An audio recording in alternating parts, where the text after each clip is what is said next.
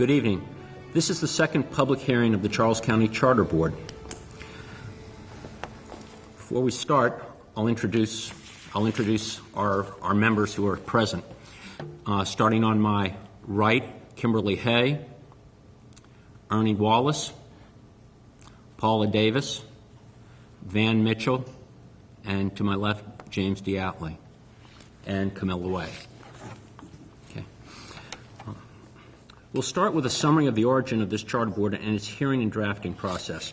The Maryland Constitution provides for the creation of charter boards. One of the ways a charter board comes into being is by action of the local government officials, and that's what happened here in Charles County. There are 9 of us plus alternates. It is our task to write a new form of county government. The Constitution allows us 18 months to prepare our proposal. It will be on the ballot in November 2014 for the voters to approve or disapprove.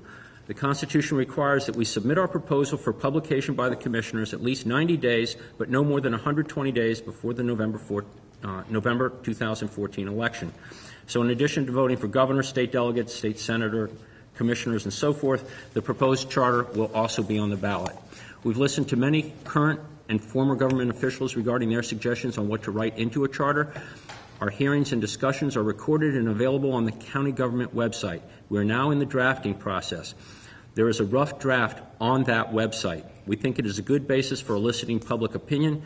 We have provided a one-page outline of changes we think would be significant. Those changes involve checks and balances, election at large and by district for council,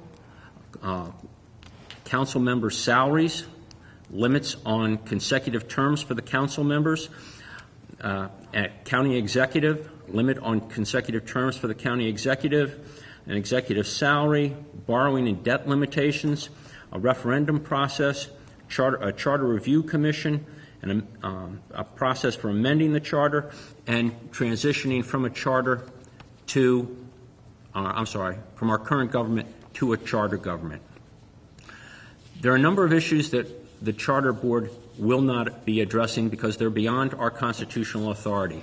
Those include the Charter Board having no authority regarding the elections, terms, salaries, qualifications, or authority of any of the following offices or positions: state senator, state delegate, state's attorney, sheriff, register of wills, judge of the orphans court, clerk of the circuit court, member of Democratic or Republican central committees. Additionally, while we may call on more experts and officials for advice as we continue the drafting process, we think we have identified important issues that a charter board can address, and we are offering our proposals to address those issues.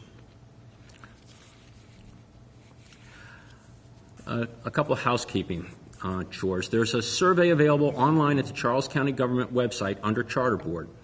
There's also a paper survey that's available on the exit from any of our public meetings. We encourage you to participate. Our public forum guidelines are adapted from and patterned after the guidelines used by the Charles County Board of Commissioners. For those who are unable to attend this or one of our other meetings, we invite you to submit your comments in writing. In these public forums, we hope to learn if the issues we have identified are important, if there are issues we have missed that are within our authority, and if our proposals are sound, and if not, what would be better and why. Having said all that, it appears that we have one person who has come forward, one citizen who has signed up to speak tonight, and we'll ask him to come forward. John Rutherford, if you could speak into the microphone, your remarks will be recorded for later publication on county TV. Thank you for coming, Mr. Rutherford. Oh, you're very welcome. I actually feel like I should be apologizing on behalf of the citizens of Charles County because I think this is a really, really, really big deal. And I'm very disappointed that we're not getting the kind of turnout at these public hearings that something like this should warrant. Hopefully the next couple will be a little bit better. I was at the first hearing here tonight, and I'll probably be at the next two. Any comments that I have will would be the same at the next two, and the only reason I would repeat them at that time would be if there'd be somebody here listening, because I think it's really important that the citizens hear what's being said. But I do have a number of comments I'd like to share with you, and I have written copies for all of you before I leave. First of all, just one little housekeeping thing. Your summary sheet, this thing right here, under council qualifications, says that to run for council, the person must reside in the county for a year and within the district for 6 months. According to your draft charter, that 6 month is really the exception to the rule. It's reside within the district for 1 year, and I think that should be straightened out on your little summary sheet. Your operating budget, Article 104T, I think should just be moved to right after 104G, just, again, a housekeeping kind of thing in your draft charter itself. To me, the real big showstopper is Article 204, A, B, and C, which talks about the fact that you're going to have 3 council districts and 2 at-large councilmen. I see absolutely no reason whatsoever to have any at-large councilmen. I would prefer to have 5 council districts. I think having at-large councilmen actually sets up a scenario in which you could possibly have 4 of the 6 elected officials, the county executive, and 3 council members, all living in the same district, which to me doesn't make a lick of sense whatsoever. One of the things in your overview sheet said one of the advantages of a charter form of government is that it puts some checks and balances into the system that don't already exist. Well, if we've got 4 of 6 elected representatives living in the same district, I think your checks and balances for the geographic look at the county kind of goes out the window. So again, I think there's no reason to have any at-large councilmen. The executive is elected at large. To me, that is sufficient. And to me, this is a showstopper. If this one little thing would not get changed, I would advocate very aggressively, to the best of my ability, to stop this charter from being accepted. I think that councilmen should have a minimum age requirement. I think they should be limited to 2 consecutive terms as opposed to 3 consecutive terms. I think you should define misfeasance, malfeasance, nonfeasance, and de novo, because I have no idea in the world what they really mean. Article 215C, which talks about the council districts. I recommend, that you delete everything after the word population, because it talks about the districts should consider common interests by geography, occupation, history, and political boundaries. What in the world common interests by geography are, I don't know. Common interests by occupation, who decides that? Common interests by history, I have no idea in the world what that means. And what in the world do political boundaries have to do with common interest?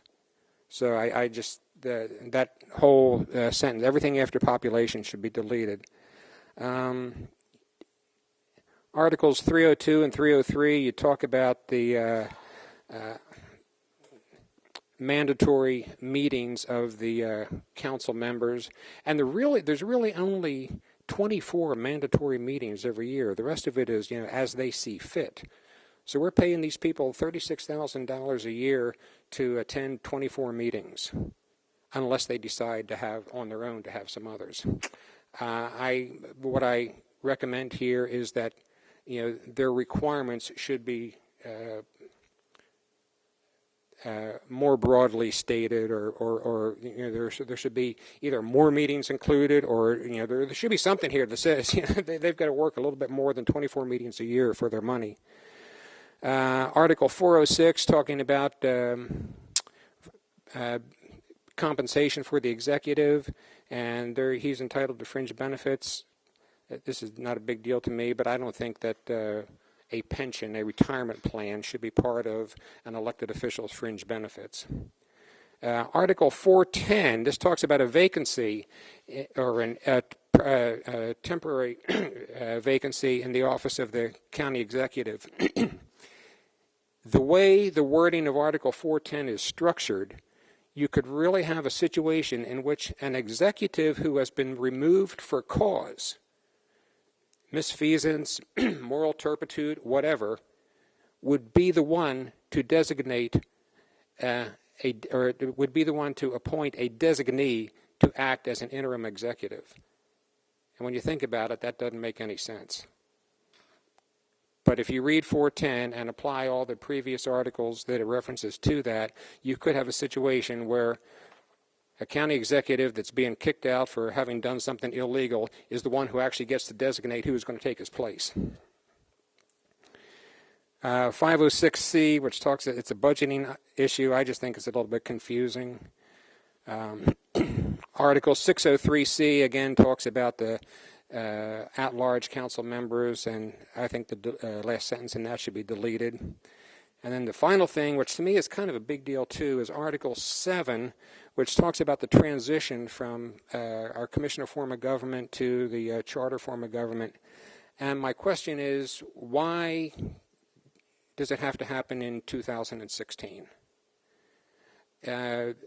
By so doing, we're going to have 3 local elections in a period of 4 years. Our commissioner, assuming that the charter gets passed, our commissioners who are elected this fall are only going to get to serve for 2 years. I'm assuming that many of them are going to want to be council members. Many of them are going to be involved in transitioning. Many of them are going to be involved in campaigning for the next election. Yeah, I see the next 2 years as being a rather non-productive year or a couple of years for those commissioners. To me, I see no reason whatsoever not to hold the first election in the year 2018. I don't know what the additional 2 years would. I can't see where that would do any harm whatsoever. I think that by trying to do it in 2016, you run the risk of overlooking something and not having something done right. You wait till 2018 and take the time to do it right. So, at any rate, that's my comment about Article 7 is. Don't do it in 2016, do it in 2018. And that's it. Mr. Rutherford, thank you very much. You're welcome. One benefit of being the only person here was we will have time limits at the other hearings. Yes, I know. I got more than my 3 minutes tonight, and I thank you very much. I wouldn't feel right trying to hold someone to 3 minutes when you're the only person who came tonight. But we thank you very much for your comments. This was, listening to you was our purpose this evening, and having heard from you, is there any other business this evening? Move to adjourn. Second. Can we announce the next meeting time and location? Yes, that's a good idea. The next meeting of the next public hearing is, and I'm going to announce that, May 15th, and it is at, it is May 15th, and it is at the Indian Head Pavilion. Thank you all very much. Is there any further discussion with regard to the motion? All those in favor, say aye. Aye. Opposed? Motion carries. Meeting's adjourned.